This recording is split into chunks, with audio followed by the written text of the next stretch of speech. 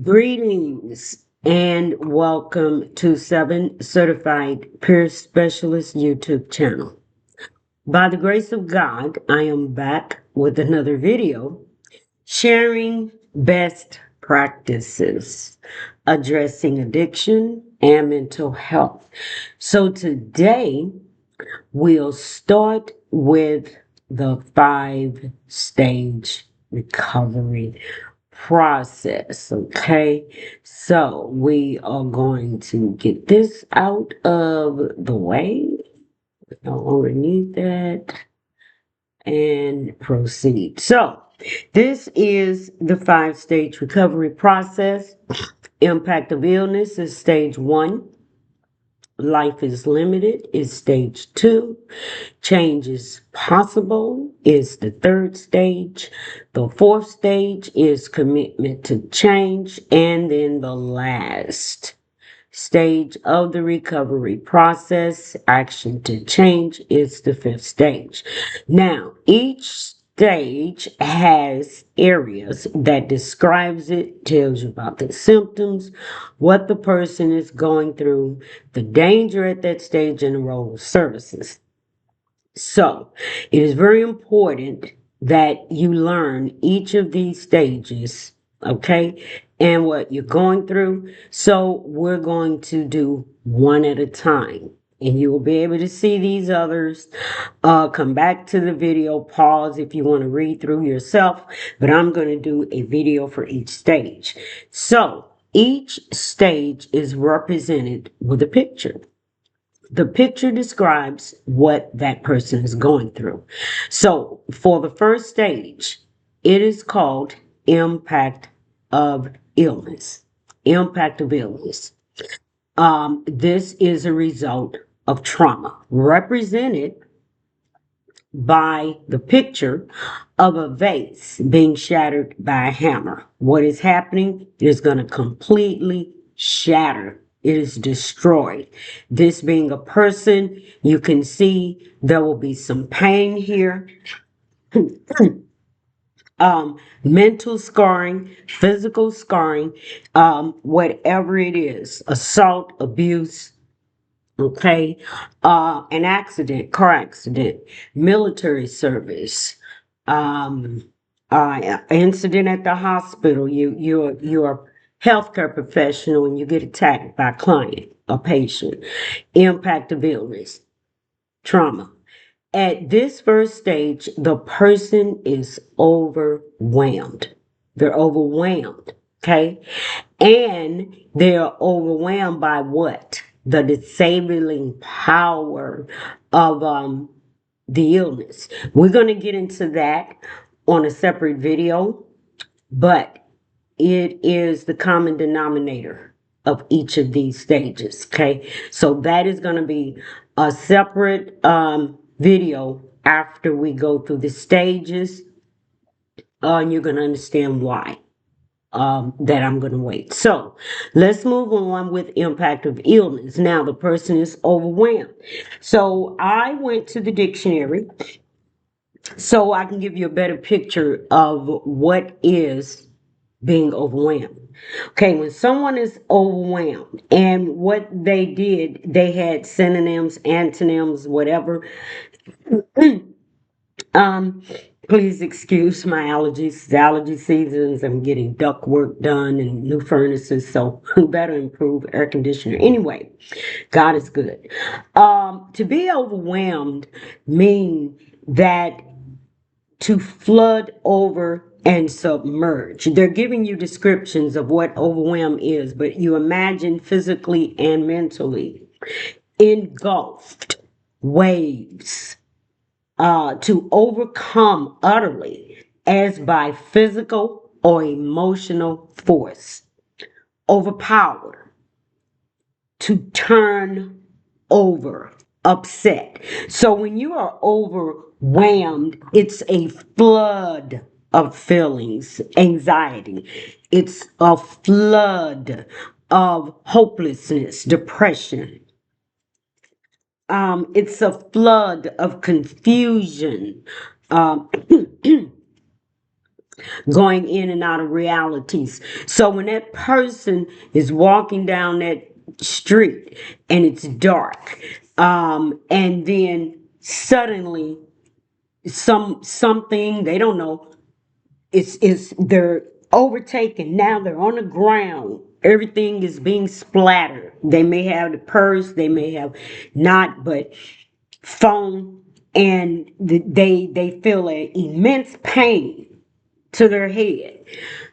Later, they don't know how long things come to view. There may be some immediate sensation of pain. That person is overwhelmed. That's overwhelming. Another example of overwhelming: 4-year-old child loses their parents in a car accident, winds up in the system, foster care, experiences daily mistreatment, psychological or physical. And we really don't have to describe that. We can go to movies or stories that we've heard, that we've learned about, that actually happens. And so the impact of illness, though this precious little person is experiencing this daily, the overwhelming is stretched out. Okay. And so that's another space. And you can see, as you think about sexual assault, say child molestation, that may happen once when you left your child somewhere, and then you didn't realize it till later. Depending on the age of the child, the overwhelming effect can sometimes come later. That gets even more tricky. That's why I do the disclaimer that I'm not a therapist, because as you hear me speak on the different ways a person can be overwhelmed, excuse me, you can see how with my videos I am showing you how mental health maintenance is extremely important. So we got an idea of what over being overwhelmed is. Just thinking about the impact of a tornado. That's another way you can become overwhelmed. So that can go on and on. Let's talk about the symptoms. The symptoms and the resulting behavior are now the controlling experiences. A person's life, in a person's life, and the person is often not able to function. So that situation that happened to you, it is now affecting your daily life. Okay, you're not able to function. You're not able to go to work. You're not able to interact with your spouse, your family, your children. Um, it's affecting your thought patterns, your focus. You can see how they can become controlling experience. We all experience daily different things that happen to us that can, you can say, bring shock. Let's say I avoided an accident, okay? And had I not made certain moves, it would have been an impact. That will not necessarily control my experiences. I shake it off, thank God, move on, and probably have to remember the incident. But when we're talking about trauma, impact of illness, the symptoms and the behavior, okay, are controlling you.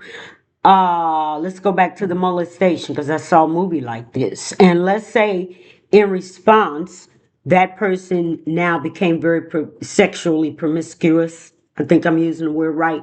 They're engaging in sex often with strangers. Okay. That is a behavior that is controlling their life.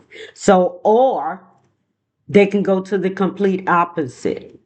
They can be 21 years old before they feel safe dating. The human mind, we're so individual, each one of us, is why the healthcare professions of psychiatry, psychologists, and therapy and counseling is so very important. So let's move on. What is the danger, excuse me, at this stage of recovery, or what shall I say, at this stage, impact of illness. The person may have a diagnosis, they may not. You may have just gotten mugged, say last year, 6 months ago, and you've not been able to function, but you've not seen anybody about it. You still have redefined yourself, because impact of illness, you're going to see when I get to the disabling powers of health disorder, you're going to see what happened as far as who you are and how you see yourself going forward from that trauma. You begin to redefine yourself. Okay. Now you're not taking those jobs, say, out of town because you were assaulted on a plane. And now you're afraid to get on the plane. Okay. You've redefined yourself. Um, any number of things that you're doing now that you weren't doing, or you see yourself. That's a better statement. You see yourself differently after the sexual assault than you did before. So that's the danger. And it's at every stage. You may be looking at the chart and moving ahead of me. But there is a stage at every a danger, I'm sorry, at every stage. And this is the danger at this stage, the first stage of the recovery process, impact of illness. You're redefining yourself and who you are. Okay. And so that is the first stage, what the person is doing, what they're feeling, the symptoms, how the symptoms are controlling them now, and then the danger of those unchecked, unaddressed symptoms.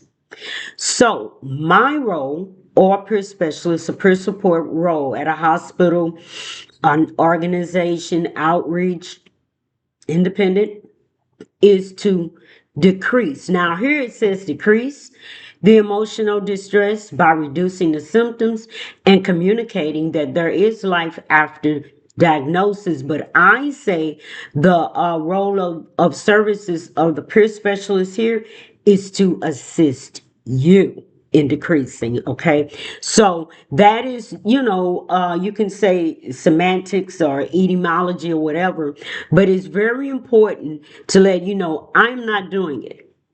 You're watching my videos, you're following the techniques, you're putting things into practice. Excuse me, you're the one doing it. Okay, I am showing you the technique. So very important. I pointed that out there. The role, my role, your peer specialist role, is to assist you decrease the emotional distress by reducing the symptoms and communicating that there is life after diagnosis. So by you listening to these videos, watching the videos, taking notes, following, what I'm sharing, the techniques, you will be addressing your emotion mind with reason mind. I like the end there, okay? Because that is a positive place to stop. So thank you very much for engaging this video. It was 14 minutes. And, as we go on, I will get more comfortable with going through the information. And of course, I am updating myself. So thank you for visiting the channel. Don't forget to subscribe if you have not already. Like it. That increases the visibility or what have you in the algorithms. And share. Please share. I know you know someone who can use this technique to address the anxiety of living into today's world. So thank you very much. God bless and good night. Okay.